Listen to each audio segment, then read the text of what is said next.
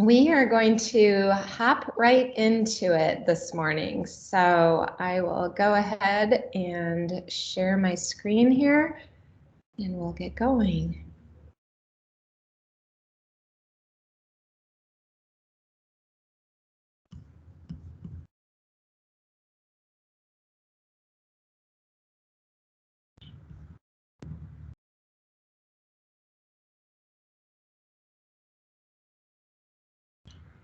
All right, Kaylee, can everybody see my slides now?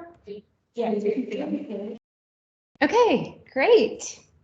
So as we get started here, there was a really strong response to the session last week where we talked about getting the crazy out of our busy. And I heard back from several people that they really liked the focus of that. And we talked about, just really being more intentional and disciplined about triaging our time, so to speak. And I also am aware that one of our communities of practice just did some work on time management. And during the time that they were focused on it, kind of were able to scratch the surface looking at some different techniques and tools. And there are a lot of them out there. And in additional conversations with various associates, it's just become clear that as we're in this really busy time, but also when we're not in really busy times, that time management is an essential skill set. And it evolves. For some people, they're just very consistently organized, but organization doesn't necessarily equate time management. It's a contributor. So for some people, it ebbs and it flows. Sometimes they're managing time better than others. Other times, time is managing them, or other people's priorities are managing them. I'm sure we can all relate to that. And for some, this is just an elusive chase where it's like, I'm always trying to figure out how to better manage my time, how to get more out of the hours and minutes that I have in my day. So I thought what we would do over the next couple of sessions is dig into some time management techniques and tools, because they're helpful not only for us as individuals, but also for us as members of teams. Because even if you are really strong at managing time and schedules and priorities and those kinds of things, if you have teammates who don't share in that same strength, it can be very stressful, and it can create conflict, or it can create false harmony, or it can create frustrations. And so we're doing this today for ourselves, as individuals, as associates of J.C. Hart Company, and also as team members, knowing that we can help others on our team, support them in their time management journey. And I think by understanding the several techniques and tools that are out there, you may be able to tune up your own time management practices and also use some of this information to inspire those that you work with. So with that, we're going to move forward here. And why time management beyond what I already said? Well, it has wellness benefits. That, whoops, I'm not sure what just happened there. Am I still sharing? Nope. Yes, you're still sharing, but it's your screen and not Canva.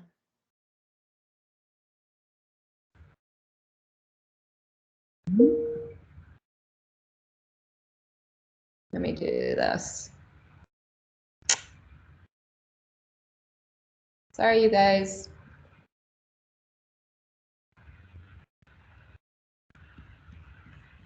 All right.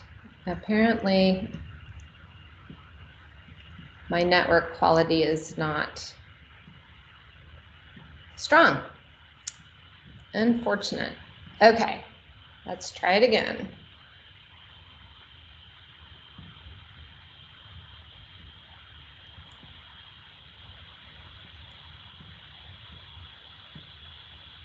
Okay, we're good, right?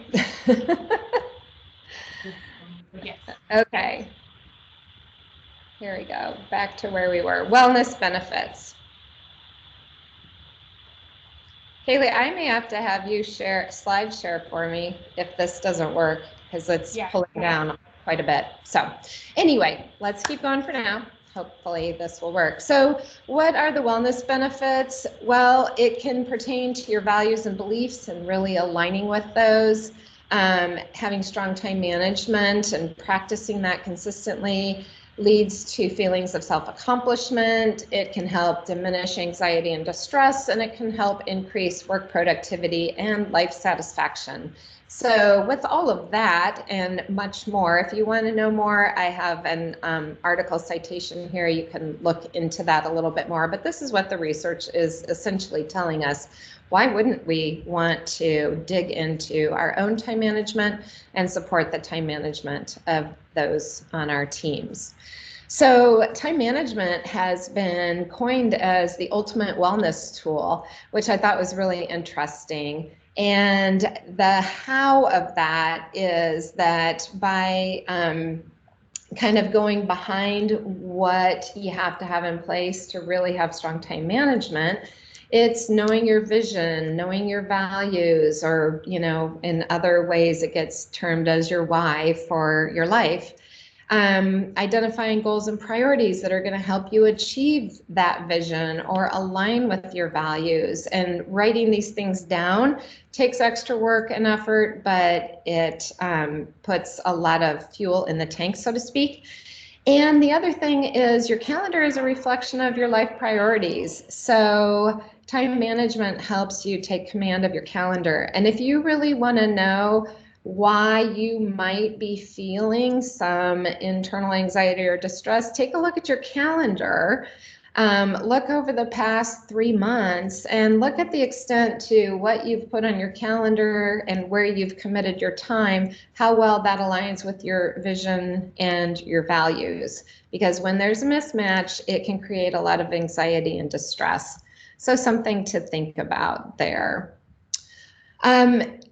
Contrary to what we often say, we are in control of our time. It's a series of choices. And I like this quote by Warren Buffett because it reminds us of the importance of saying no. No action is a decision. Saying yes is a decision. Saying no is a decision. So all three of those things are decisions, and can render us in control of our time. So sometimes we have to say no, even when things are good opportunities, because we want to stay focused on the great opportunities or the great impact that's out there. What is time management? I don't use Wiki a lot for this, but I thought this was a pretty good one. And Community of Practice 5 looked at this definition as well. So it's the process of planning and exercising conscious control of time that you spend on specific activities, and especially looking at that in relation to increasing effectiveness, efficiency, and productivity. And the elements that you see at the left of your screen are elements of time management. So understanding and knowing those things, getting better at those things. It's really a journey, you guys. So I think the thing to think about with time management is it's not a marathon per se, it's a series of sprints. And those sprints, when they're chained together, do equal a marathon. But you're not just running and using the same thing. There's a saying, what got you here won't get you there. So you may have some really great time management strategies or techniques that you've used to get to where you are right now. However, times change, demands change, life situations change, and that can render a good opportunity to re-examine time management and making sure that you're strong in these different areas. So it's something we have to be really proactive about. Where time management falls apart is when we move to reactive. And so I think that's where some of that rub or that challenge is for people, because trying to stay ahead of it so that you're proactively planning, you're proactively using techniques and strategies so that you don't get caught up in doing things that don't have greater value to your life, aren't aligned with your own values, aren't getting you where you want to be. That can happen to all of us very, very easily. So what's the meat? Here it is. There are a bunch of different time management techniques and tools out there. There's so many books on this topic and more coming. As I was doing some of the preparation work for this, it was amazing to me how many authors were saying, and I have a book coming out. Stay tuned. So we are going to look at about 12 of these, maybe 13, over the course of the next couple weeks. So last week we looked at relentlessly triaging your priorities. And if you missed that session, I'd encourage you to go back. Those materials are available and the recording's available. You can take a peek at that. We're not going to go back into that today. We're going to look at the Pareto analysis today. So everything with the yellow checks, and that's the 80-20 rule. It's based on the Pareto principle, and we'll get into that, the Pomodoro technique and the Eisenhower matrix. But sneak peek ahead, we also want to look at Parkinson's law, at the time blocking method, at GTD, which is getting things done method, rapid planning method, the pickle jar theory, eat that frog, the daily highlight and to-do list, and protected time. So there's a lot of strategies out there. And if there's one that you're familiar with that I do not have on this list, you are more than welcome to shoot me a text, email, or put it in the chat, and I'd be happy to include that. But we'll just lop off, several of these in each session. And then as you have an opportunity to kind of practice it a little bit, I've put a cue in so you can give it a thumbs up or a thumbs down for you. So here's the thing to remember. Nobody uses all of these. We're all very different human beings, with a lot that we're bringing to the table that is differentiated for ourselves for lots of different reasons. And so one of the reasons we're going to go through this is so that you can find things that you believe are helpful technique-wise and tool-wise for yourself, but also you may pick up a thing or two that you can do with your team, or you can use to inspire or inform others that you work with or live with. So the technique we did last time is relentlessly triage your priorities, and it's really about taking the crazy out of busy. And we do that in 3 ways: relentlessly triage, expect and design for crazy, and get out of our own heads. So that's all I'm going to say there. I would be very curious, however, it's been 2 weeks since we covered that, to know if you have applied this triaging structure to any time management decisions that you've been needing to make, or to your weekly or daily planning. So can you put something in the chat that just indicates whether you've done anything with it, and if you have, what was the impact? Was it helpful to you? Would you give it a thumbs up, or would you give it a thumbs down for you? And again, this is just your own rating. Nothing works for everyone. So when you're rating these up or down, it's not a personal thing whatsoever. It's just saying, for me, this was helpful. I know I have been using this for the last 2 weeks. I've been much more conscious about thinking about the things that are in that black zone where I just need to say no and move on. It might be a good opportunity, but it's interfering with me really being able to take care of things that align more strongly with my professional vision, my personal vision, and my values. And then really trying to tease out for me between red and yellow. Because I think sometimes I have an orange category and I need to just be more decisive and put them into, yellow, green, or red and not leave them hanging in the middle there. So can you take a moment, please, and jot in the chat thumbs up, thumbs down, or any observations that you have about using the relentlessly triaging your priority technique. I'll just give you a minute for that, and then we'll move on.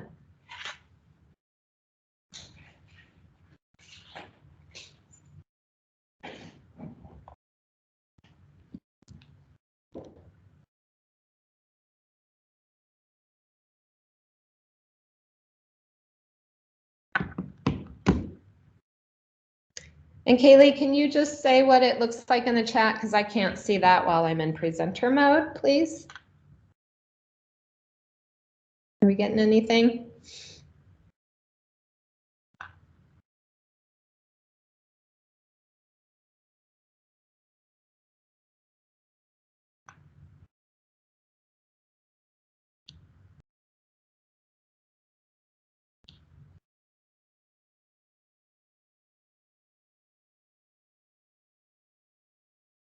All right, I was trying to see if it was going to come up on my phone. Let's keep going, and I'll go back and take a look at that in a little bit. So our second technique is the Pareto analysis, and that's known as the 80-20 rule. And I'm guessing that a lot of you have heard the 80-20 rule, which is that 20% of our actions are responsible for 80% of our results. It also oftentimes gets cited for teamwork or organizational work, where it's like 20% of the people are responsible for 80% of the results. So you may or may not have heard that before. We're going to think about this in terms of ourselves and our teams. So 20% of our actions, whether it's our own or our collective teams, are responsible for 80% of the outcomes. And this procedure can really help you prioritize to solve problems. So it's a decision-making tool, and this can be really beneficial for teams as well as for individuals. And you'll see on these slides that it highlights who it works well for, and this really is for, if you need to do some problem solving or you're just trying to get things in front of you to do some analyses. I'm very pleased to say that this also works really great with chart paper and Post-it notes. So you guys know I favor those tools. And although we're not doing that today together, don't be afraid to pull those tools out in a team format. So here's what it looks like. I thought an example would be really helpful. And this is a call center example, so it's not exactly what we do, but I thought that the way it's set up would be really helpful. And you had on the previous slide how it works. So this is what you do in that regard. So looking at this example, you identify within a cluster area. So this isn't like just pick everything in life. You want to go to a cluster area. So it could be like we've got a backlog of work orders. That would be a great one to do a Pareto analysis on if that is a situation that you are dealing with right now as a team. There's many others as well. So just be thinking about maybe some team applications as well as individual. So you identify the problems, and these are just numbered here.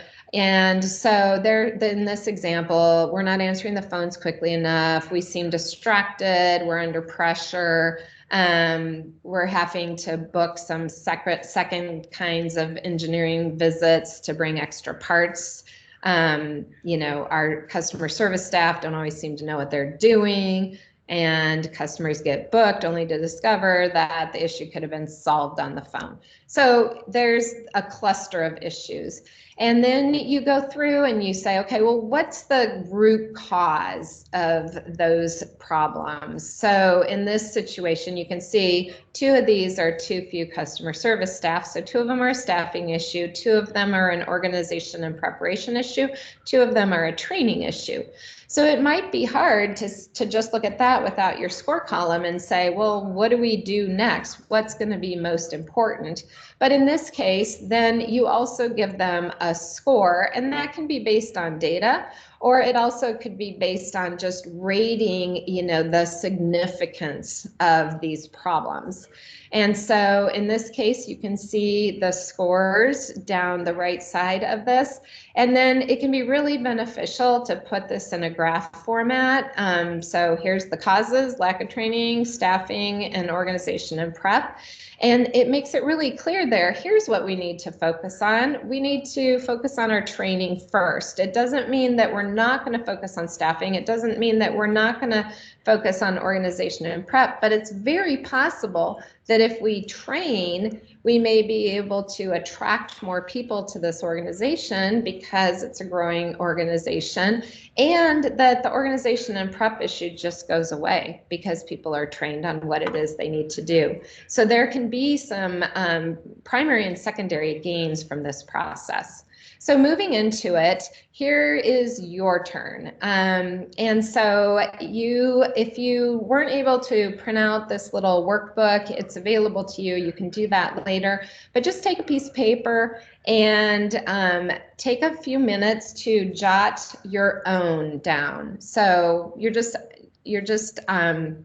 putting item numbers down the left-hand side, and then identify a few problems and the cause and see how far you can get. We're not going to spend a lot of time on this because it's something you can go back and try. And I've given you the article that I think just sort of captures this, and it's the one that I took the example from as well. So take a few moments, see what that could look like for you.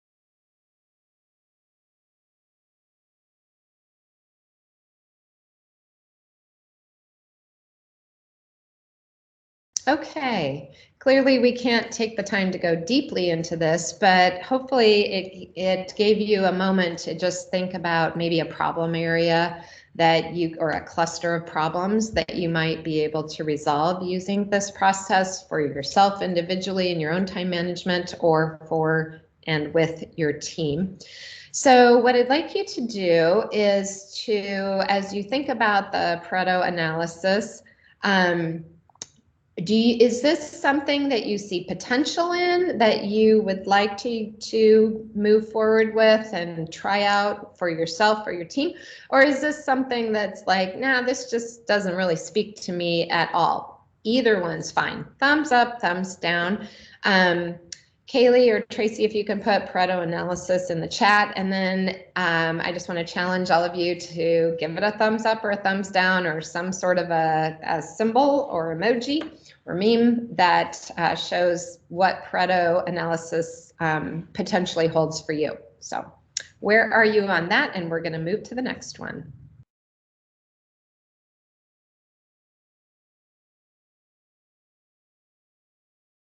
All right, technique number 3 is the Pomodoro technique. And this technique is something that sometimes gets used at earlier points in life. So if you have children, it can be very, very helpful for children who are creative thinkers or for whom, you know, focus is challenging. But it's also helpful for us as adults in a little bit different way. It's really beneficial for creative thinkers to kind of like bring that in and get a focus. And it can also be really beneficial if you're feeling a sense of burnout because you're using a timer to break down your work into intervals. And so hence the name Pomodoro. So you choose a task that needs to get done and you determine a time interval, you focus on the task for that amount of time, the timer rings, you take a break.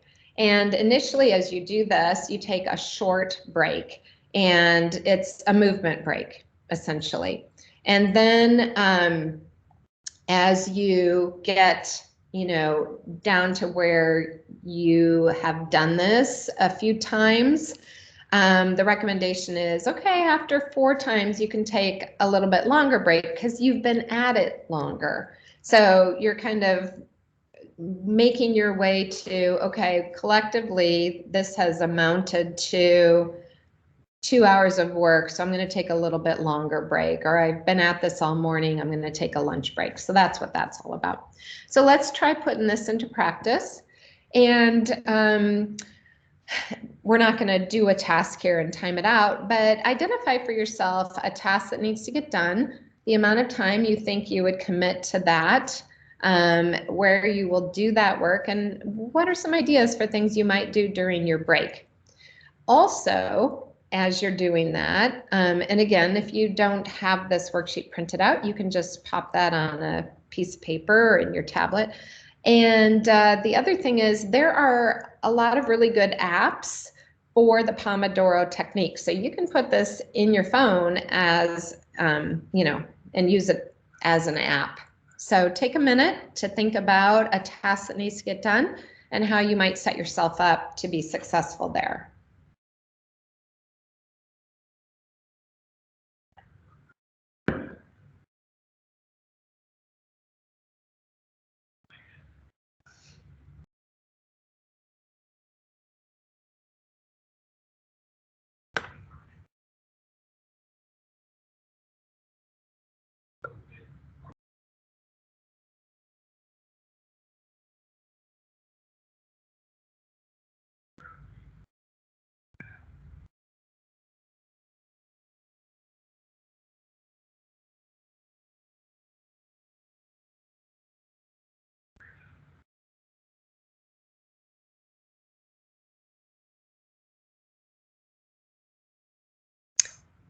All right. So let's do the same thing here. What is this one for you? Is this a thumbs up for you and or your team or someone in your life? Or is this a thumbs down, not something that you might want to pursue? And again, remember, we're going through a bunch of these, so they can't all be thumbs up. That would be overwhelming. You're picking and choosing here for yourself, but also developing a library of self-management tools or time management tools that you can use to inspire others. Okay, let's keep going. And the last one I wanted to mention today, we won't have a ton of time to get into this, obviously, but oh, great. That was untimely. All right, let's do it again.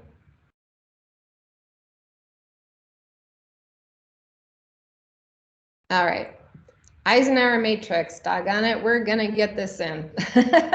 And then I'll pick up with this next time, you guys, but at least you'll know what it is since you have the materials. So this is a method that challenges you to put your tasks, organized tasks that you have to do, into 4 separate quadrants. You can do it by the day, you can do it by the week, or a little bit longer period if you'd like. It's really helpful if you have tough decisions in front of you, like all of these seem urgent and important right now. It also can be very beneficial if you tend toward critical thinking, which, by the way, we all benefit from some critical thinking. So you just organize your task into these 4 quadrants by sorting them out. So if they're important and urgent, as you see in the top left blue box, you do it. If it's important but not urgent, you make a decision about it. If it's not important and not urgent, you delegate. And if it's not important, or I'm sorry, if it's urgent, not important, you delegate. And if it's not urgent, not important, you delete. So it's kind of like the black zone in our triage model. You just say thanks but no thanks, and on you move. So for this one, you have a worksheet, a put it into practice worksheet as well. And this is just, this can be a page in your calendar. And I was looking to see if there's an app that has something like this. I'll let you know next time if I find anything that could be helpful from a paperless standpoint, because we love that. But take a moment and just think about 2 things that you have to do today and pop them in a box and see where they fall. Are they a do, a decide, a delegate, or a delete?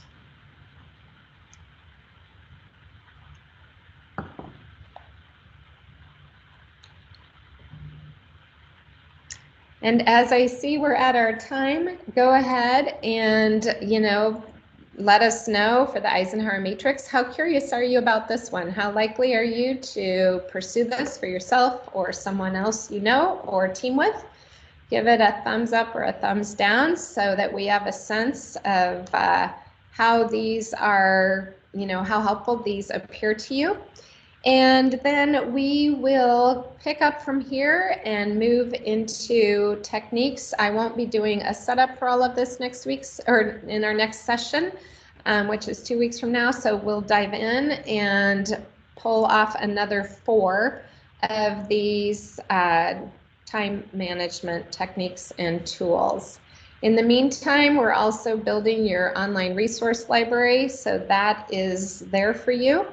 And I also have these tagged into the slides so you can see what they fit with, and hopefully that is beneficial.